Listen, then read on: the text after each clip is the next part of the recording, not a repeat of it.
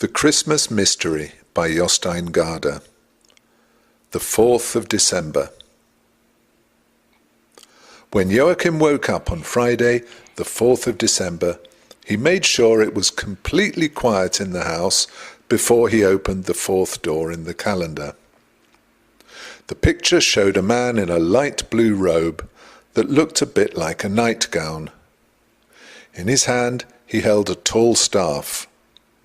But Joachim had no time to look at the picture properly because a scrap of paper fell down onto his bed. He unfolded it and read. Joshua. Elizabeth and the angel Epheriel hurried after the sheep and the lamb. They passed a red log cabin and a few patches of crops in a clearing in the woods. From a rise, Epheriel pointed down at a lake. "That's the biggest lake in Scandinavia," he said. "The watch shows that 1,891 years have passed since Jesus was born, but we've only just arrived in Sweden." A strongly flowing river ran out of the lake. A bridge arched over the river, and they walked over it to the other side. "This is the river Gothenburg," said Epheriel. "We'll follow an old cart track along the riverbank." "Lambkin, lambkin," coaxed Elizabeth, but the sheep and the lamb had already begun running again. They passed a village and saw people streaming along the road towards a red-painted church. Most of them were on foot, but some of them were sitting in big horse-drawn carts. The men were dressed in black suits and black hats, and many of the women were in black as well.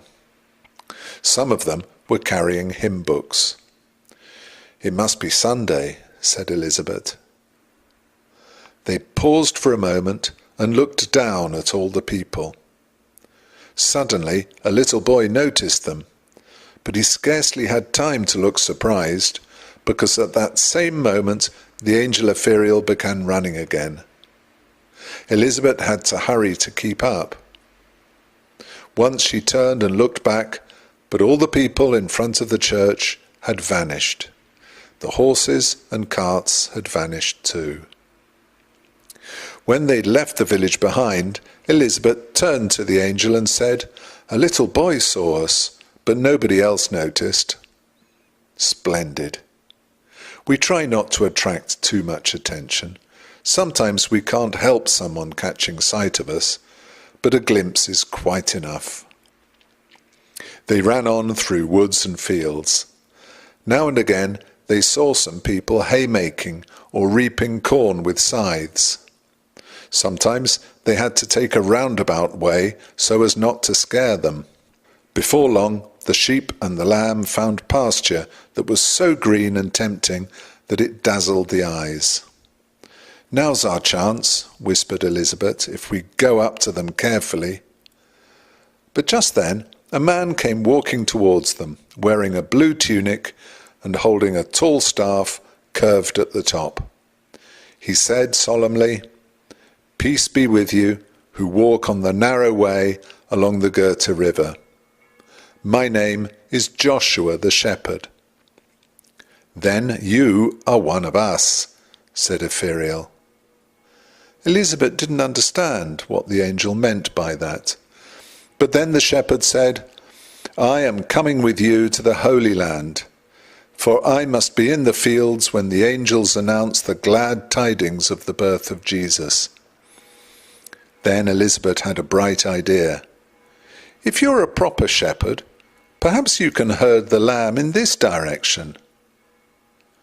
The shepherd bowed low. That's not difficult for a good shepherd. He went over to the sheep and the lamb, and the next moment the lamb was kneeling at Elizabeth's feet. She knelt down and stroked its soft fleece. "I think you must be the fastest furry animal in the world," she said, "but I caught you at last."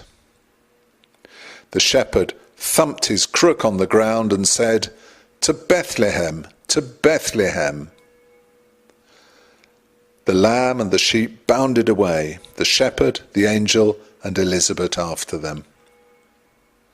As they ran, they looked down on a cluster of red timber houses that Ephriel explained was a town called Kungälv.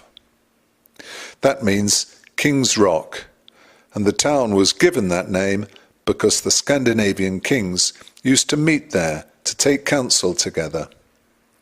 One of them was Sigurd Jorsalfar, said the angel. Jorsalfar means the pilgrimage to Jerusalem. And Sigurd was given that name because he had been on a pilgrimage to the Holy Land where Jesus was born. Then they ran past a city at the mouth of the Gotha River, where women in long dresses and men wearing hats and carrying walking sticks were parading up and down the streets, sitting in fine coaches drawn by 2 horses. That's Gothenburg, said Ephriel. The time is 1814, and Denmark has had to hand over Norway to Sweden. Now Norway will get her own constitution. Joshua the shepherd turned and waved to them. "To Bethlehem," he called, "to Bethlehem." They sped on through Sweden. Joachim had only just managed to hide the paper from the advent calendar in his secret box when his mother came into his room. "And what was the picture today?" she asked. Joachim knew he had no need to answer. Mama always wanted to look for herself. She clasped her hands together. "It must be one of the shepherds in the fields." "Why do you say in the fields?" asked Joachim. Mama told him that there were often pictures of shepherds in the lovely old advent calendars because the angels had come to the shepherds in the fields to tell them that the baby Jesus had been born. "They've come as far as Gothenburg," explained Joachim. "Gothenburg? Who are they?" "Elizabeth Hansen, the angel Ephriel, and Joshua the shepherd. They're going to Bethlehem, to Bethlehem."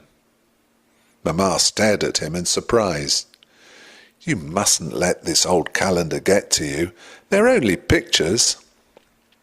Joachim realized he couldn't go on telling Mama and Papa all he knew about Elizabeth.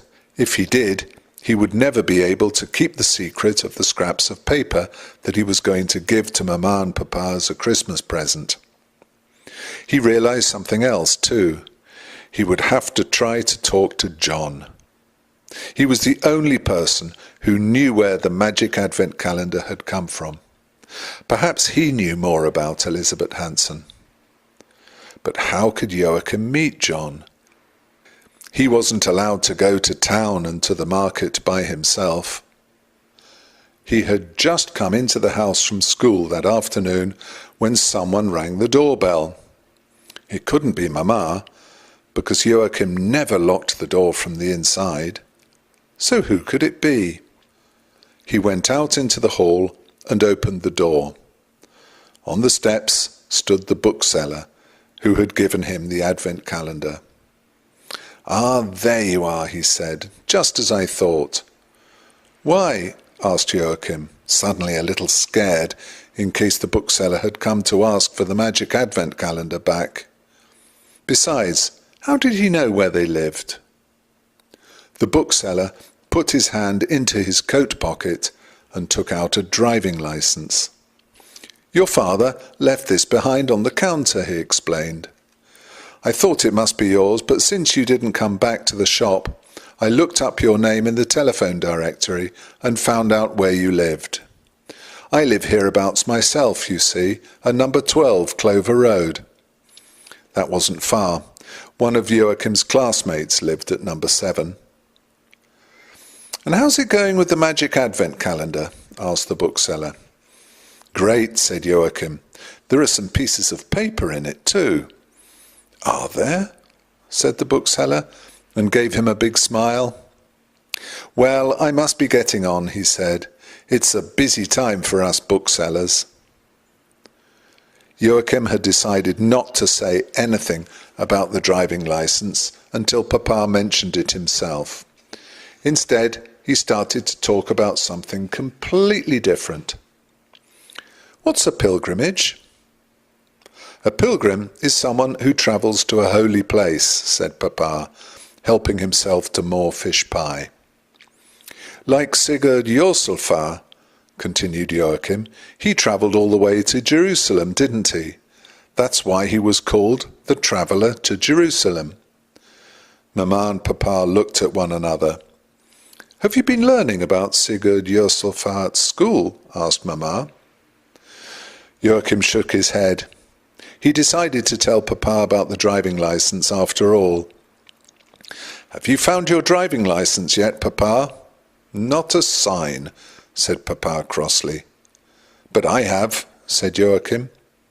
He went into his room to fetch the driving license and handed it to Papa. Papa nearly choked on his dinner. Where did you find it, Joachim? Surely you didn't. You left it in the bookshop when we bought the Advent calendar. Papa looked as if he had had a visitation from an angel in broad daylight. He had in a way too, except that the angel had sent a white-haired bookseller instead of coming himself. He came here before you got home, explained Joachim. He said he looked in the telephone directory. Then Mama and Papa realized what had happened. Well, he's quite a bookseller, said Papa. He turned to Mama. Quite unusual, you know. And you're quite an unusual muddlehead, said Joachim.